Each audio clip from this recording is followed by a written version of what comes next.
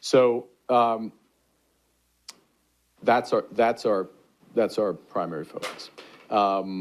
People have been saying for a long time that Mark Carney is not the businessman that he thinks that he is. Now we can see it without a doubt. Welcome back to the Canadian Shield. My name is Sterling.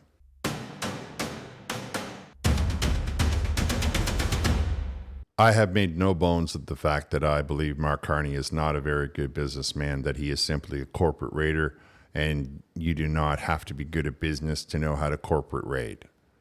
I have further stated that I do not believe the Liberal Party can get us out of this economic downward spiral, as they are the authors of the downward spiral of Canada. However, people out there in Canada want to believe that Mark Carney can somehow be this economic wizard that he clearly is not, but that's where they have their faith in the Liberal Party. Mark Carney appeared at a conference called the Council on Foreign Relations. And from what I could gather, he did a speech and then what they call a fireside chat. So he sits down and he talks with the host, the MC of this particular organization, Council on Foreign Relations. The first question out of the guy's mouth was about the situation with the economy. Now, I'm going to let you hear both the question and the answer in its entirety, because I don't want anyone on the left or anyone trying to say that I cut it up or that I edited it in any way, shape, or form. I will further leave a link in the description. Before I get into it, though, I would encourage anyone who's watching that has not subscribed to subscribe. I would encourage all of you to like, comment, and share with all of your socials. Okay, let's get into this. You talked about diversification and the strengths within Canada. Canada has been so reliant on the U.S. economy, been so integrated. Yeah. I think something like 2/3 of Canadians live within 100 kilometers of the border. Most of the trade is here. You've had some economic headwinds in the last several months in terms of economic contraction and higher unemployment. How much can you reorient the Canadian economy, both to be more east-west than north-south, or to be more integrated with other economies than the U.S., given the long history? Pretty straightforward question. Canada, all the Canadians are along the border. All of our trade is with the States. How much can you really do to save the economy or to move the economy away from trade with the States, making it, British Columbia to Newfoundland, or with Korea or Europe or any of those places? It's a straightforward question. Yeah, it's the right question, and the answer to the question starts with recognizing the need to do it. One thing I'd impress upon the audience is that Canadians understand the need to, as we put it, to be masters in our own house. The country does not want to wake up and look on, all due respect, on Truth Social or X to see what the latest change is in U.S. policy, but wants to get on with what we can control. And that's a big part of the government strategy. So getting rid of barriers east-west, as you put it, barriers across the provinces, that alone, if it's fully done, we've done the federal part, but if all our provinces reduce their barriers, the estimates are that is a bigger return to the Canadian economy than the worst-case trade outcome with the U.S. Now, one has a more immediate impact, and the other builds over time, but the orders of magnitude are clear. And that's before we do what we need to do, which is to double the rate of housing. We announced a new approach on housing 2 weeks ago, and the first projects that we have identified there scaled to around $50–60 billion of housing investment. The first major projects that I referenced in the remarks on new ports, new energy corridors, beyond, those are measured in the hundreds of billions. So you start to build all of that out before the defense spending kicks in, and we're very focused on dual-use defense spending. There's lots of areas where we're going to be able to build out our AI, cyber, and other capabilities, critical mineral pathways as part of that defense build. And it's before we get traction with those new trade and defense partnerships with Europe, for example, and in Asia. So that's our primary focus. And candidly, we've been done a favor because we should have been, all of these things we could have done before ourselves. So we needed the rupture, we needed the shock, it seems, in order to do them. But there is a very strong consensus in the country to do that.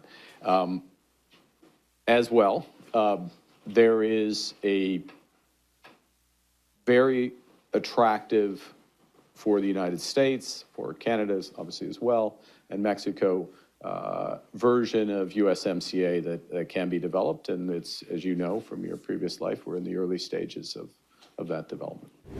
Now, if you're out there thinking in your mind, he didn't answer the question, you would be correct. He did not answer the question. He went on a meandering ramble through all of these ideas that he wants Canadians to hear about, how he feels that taking tax dollars and investing it in housing is somehow going to generate $50 billion. Not sure how that's going to play out.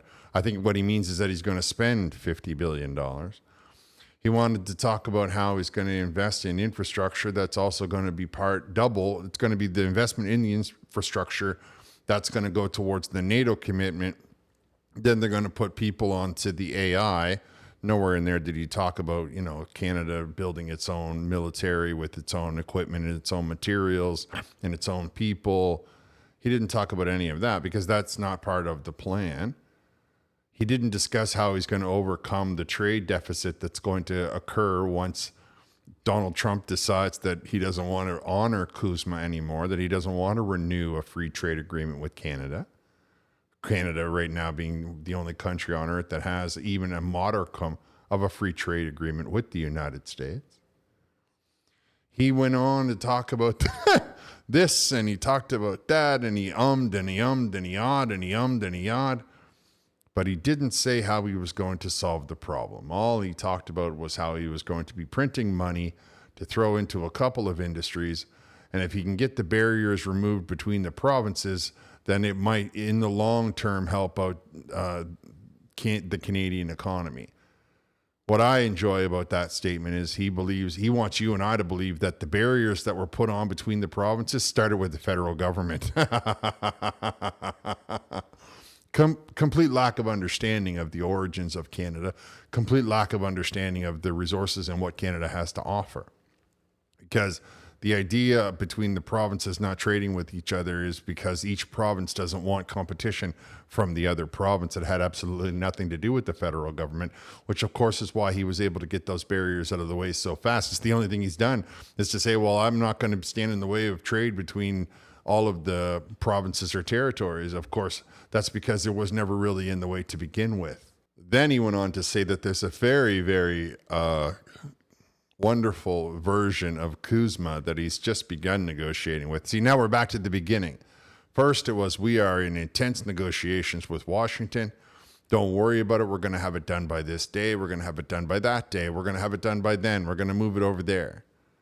Oh, you don't want to talk about Truth Social. Oh, you don't want to talk about X. Mark Carney has no problem posting on Blue Sky, though. Oh, we're going to have a new trade agreement with Korea, with Europe. It's all about the military infrastructure. None of that is going to help the internalized economy of Canada. Not a single thing did he say, well, to solve this problem, I am going to do X, Y, Z. That's why he had to hum and haw, because he doesn't have an answer. His body language, his wording, it all indicates that he doesn't have a clue what to do. That he's not got, in all the time that he's been prime minister, he's run around writing checks all over Europe and all over Africa and all over different parts of the different continents in the world. He's even written some inside of Canada. But he hasn't stimulated the economy. He hasn't increased jobs. He hasn't increased housing stocks. He hasn't lowered the cost of living, because he doesn't know what to do. He does not have a single clue. He's just sitting there trying to get as much money directed to his friends, to his close allies, ultimately hoping for the kickbacks, ultimately hoping for the peace that's going to come to him. I don't believe that the individual was looking to ask Mark Carney for such a hard question. In my mind, it seems that he was trying to give Carney the opportunity to explain to the room how he is going to be improving the state of their businesses and the economy around them, because all of their businesses are going to be impacted on how much money people can spend, not on government handouts, not on government writing checks. It's going to be about how much money can people spend at my various businesses of all that were represented in the room. And to me, he fell flat on his face. All he said was a bunch of rhetoric that he's been saying since the very beginning and not following through on any of it. And he finished by saying, don't worry, now we're in a new negotiation with the United States.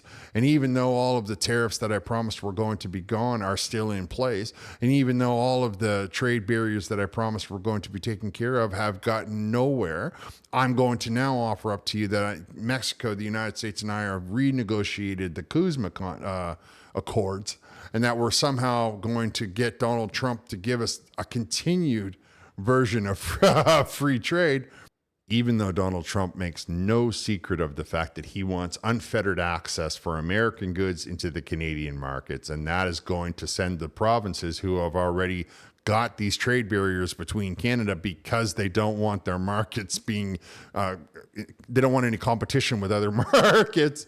And these going to let the Americans come up into Canada with unfettered amounts, just doors wide open. Oh yeah.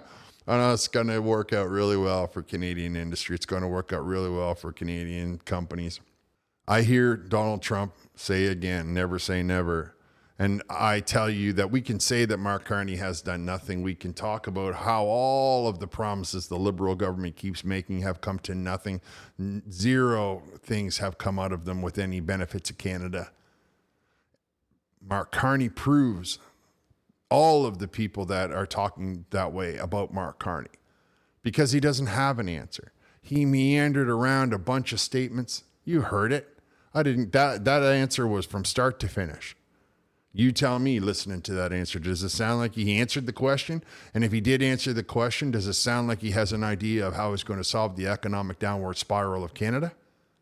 Because much of what he said has been in place for months, and it has done nothing. It has improved nothing.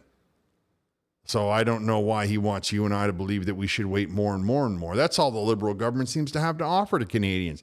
Just wait, it's coming around the corner. Don't worry about it. It'll be here soon. And where is it? Tomorrow never comes. But that's just my opinion. You can let me know what your opinion is down in the comments. I'm going to wrap here. I want to thank you all for listening.